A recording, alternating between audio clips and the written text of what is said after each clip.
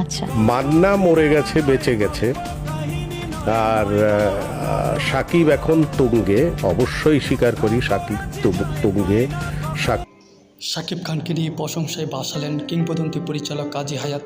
সম্প্রতি এক সাক্ষাৎকারে কাজী হায়াৎ বলেন, 1957 সাল থেকে এখন পর্যন্ত শাকিব খানের মতো এমন নায়ক আসেনি, বরং 1957 সাল থেকে এ পর্যন্ত বাংলাদেশের চলচ্চিত্রে কেউ আসেনি, বাহ। এটা আমি বলি। পরিচালক তার এই কথা ব্যাখ্যা করে বলেন, শাকিব খান দেখতে সুদর্শন, সুঠামদের অধিকারী, নাচে ভালো, ফাইট ভালো, অভিনয় যে সাকিবের মতো সুদর্শন, সাকিবের মতো ভালো অভিনেতা, সাকিবের মতো ভালো নাচিয়ে ভালো করে দুর্দান্ত, এমন অলরাউন্ডার হিরো আর একটা খুঁজে পাওয়া যাবে না।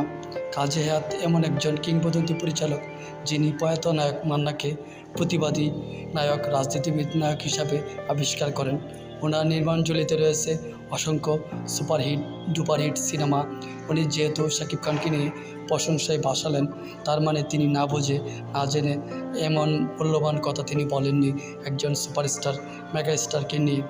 এর আগে আরেক জাদ্রেল ভিলেন ঈশা সওদাগরও বলেছিলেন শাকিব খান একজন অলরাউন্ডার হিরো, যে সব দিক দিয়ে পারদর্শী।